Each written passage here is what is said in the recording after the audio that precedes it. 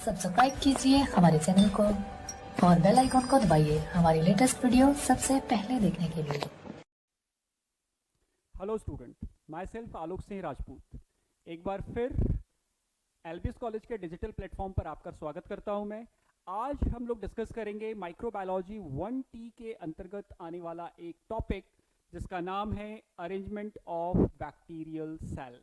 पिछली क्लास में कहीं ना कहीं हम लोगों ने बैक्टीरिया की मॉर्फोलॉजी को डिस्कस किया था, जिसमें हमने इस बात को समझा कि बैक्टीरिया किस तरह से दिखाई देता है। अगर हम माइक्रोस्कोप के माध्यम से माइक्रो ऑर्गेनिज्म को ऑब्जर्व करते हैं तो वो हमें कैसा दिखाई देता है।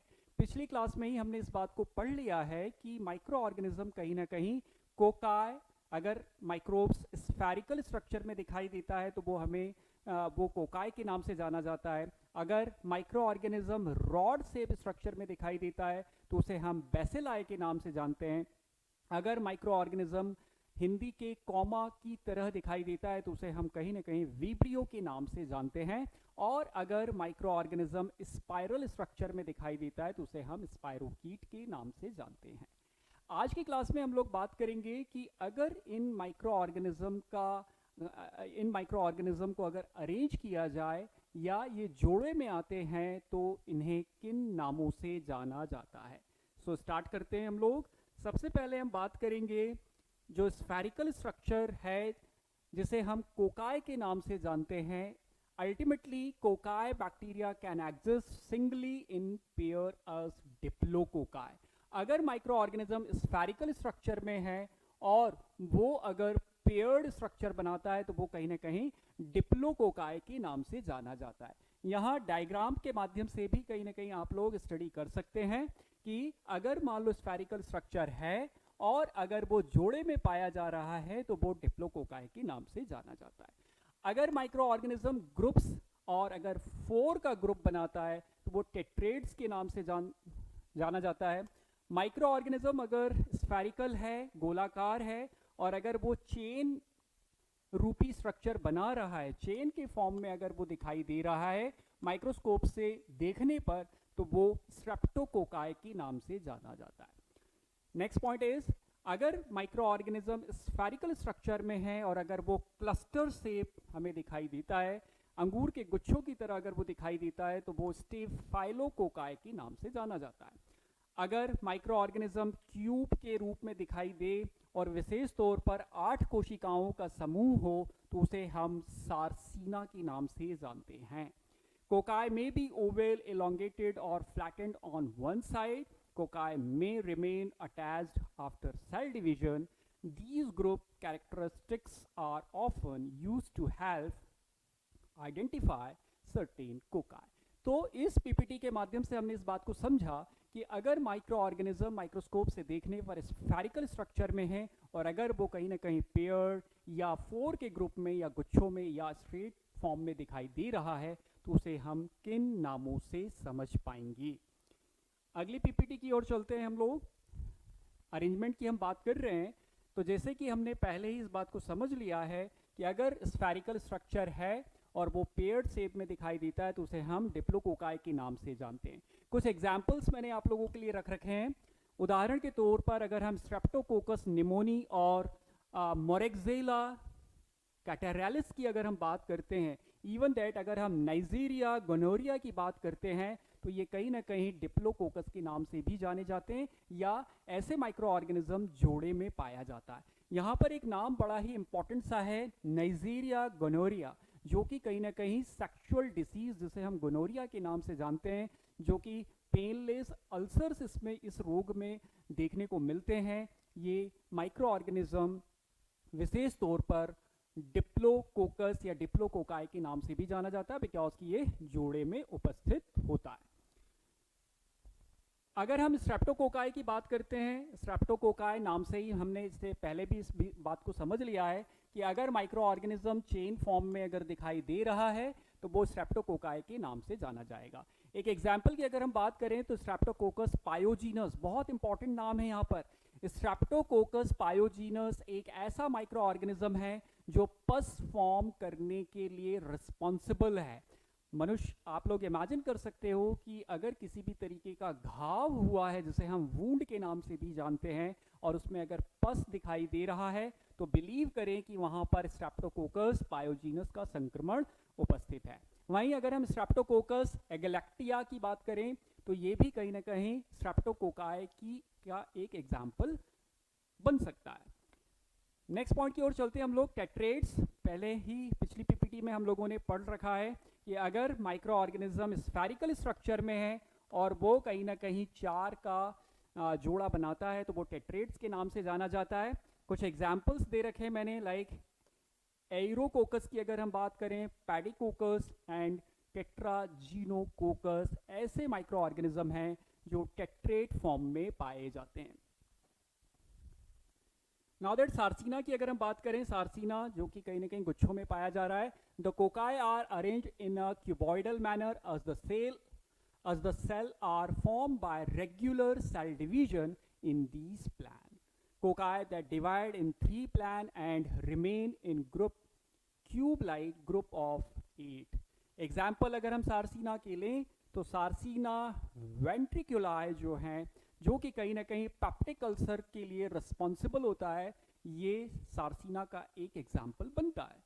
नोट करना चाहिए आपको, सार्सिना वेंट्रिकुलाई एक ऐसा माइक्रो ऑर्गेनिज्म है जो कि टेट्रेट फॉर्म में पाया जाता है और विशेष तौर पर ह्यूमंस में पेप्टिक अल्सर करने के लिए रिस्पॉन्सिबल होता है।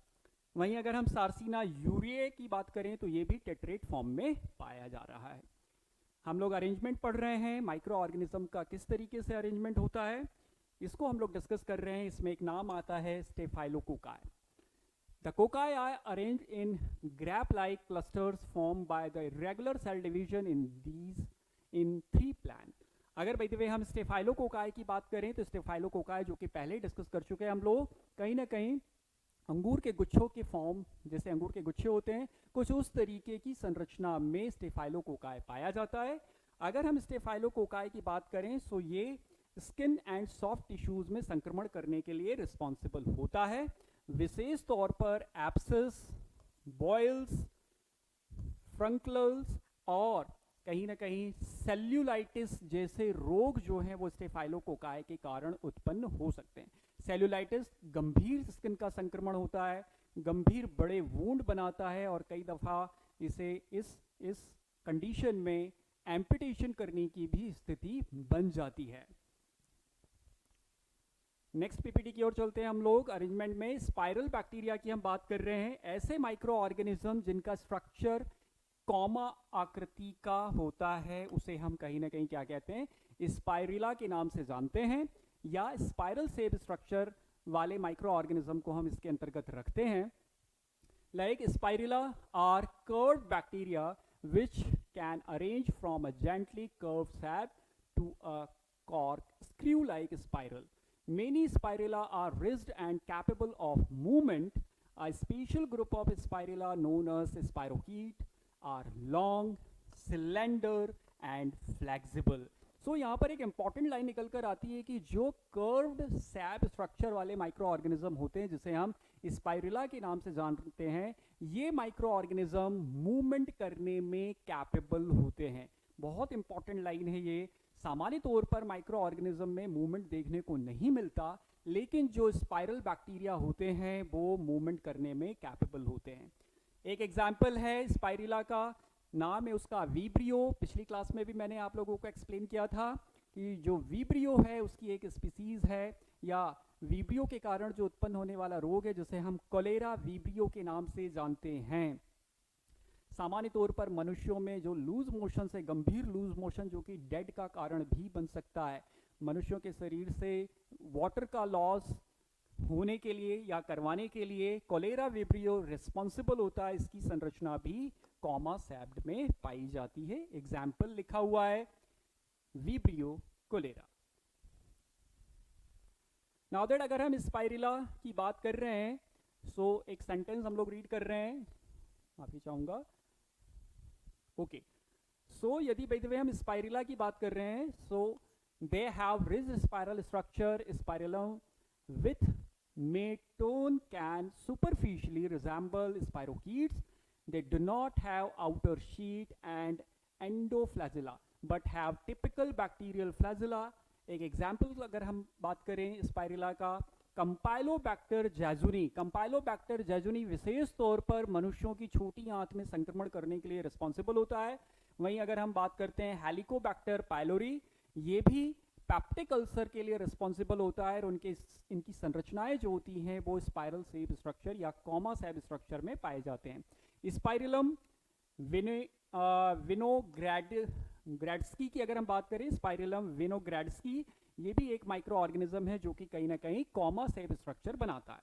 नेक्स्ट की अगर हम बात करें लाइक स्पाइरोकीट, और स्पाइरोकीट के जो एग्जाम्पल हैं बड़े ही इंटरेस्टिंग से एग्जाम्पल्स दे रखे हैं मैंने, लाइक ट्रेपेनोमा पैलेडियम।